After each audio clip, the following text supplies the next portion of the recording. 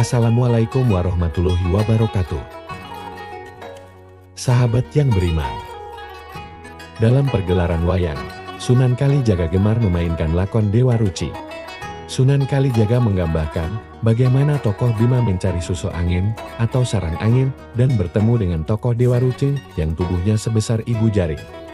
Namun Bima mampu memasuki tubuh Dewa Ruci. Lantas mengapa Sunan Kalijaga gemar menceritakan kisah Dewa Ruci? Secara tertutup, Sunan Kalijaga memiliki pengalaman perjalanan rohani, meski sedikit terdapat kemiripan cerita dengan cerita Dewa Ruci. Kepada murid-muridnya, Sunan Kalijaga memberitahu bahwa Dewa Ruci itu sejatinya adalah Nabi Khidir, yang kelak akan dijumpai oleh setiap salik dalam melakukan perjalanan rohani. Apa yang beliau sampaikan merupakan pengalaman beliau sendiri ketika memasuki dimensi alam yang terbaik dengan alam dunia. Dalam Suluk Linglung, Sunan Kalijaga memaparkan bagaimana keraguannya memasuki tubuh sang nabi yang isinya alam raya yang membuat Sunan Kalijaga ketakutan. Kemudian, Sunan Kalijaga masuk ke dalam Nabi Khidir melalui telinga dan menyaksikan samudra yang luas tanpa tepi. Tak terlihat sesuatu apapun di situ, serba luas tak ada batas, sehingga tak tahu arah mata angin. Dan membuat Sunan Kalijaga bingung.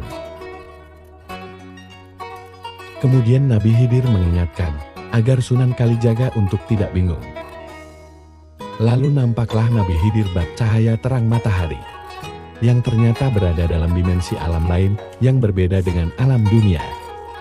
Sunan Kalijaga menyaksikan cahaya berwarna-warni. Hitam, merah, kuning, putih. Nabi Khidir kemudian menjelaskan makna dari cahaya tersebut yang disaksikan Sunan Kalijaga.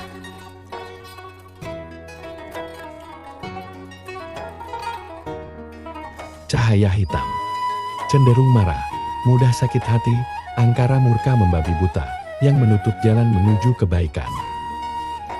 Cahaya merah, pancaran nafsu tidak baik, sumber segala hasrat keinginan, mudah emosi dalam mencapai tujuan, sehingga menutupi hati yang jernih menuju akhir hidup yang baik. Cahaya kuning, berpotensi menghalangi timbulnya pikiran yang baik, cenderung merusak, menelantarkan, membawa ke jurang kebinasaan. Sedangkan cahaya putih, itulah hati tenang yang suci, yang membawa kedamaian. Maka jika seseorang ingin dekat dengan Tuhan, hendaklah harus selalu siaga menghadapi tiga nafsu tidak baik itu, untuk memenangkan cahaya putih.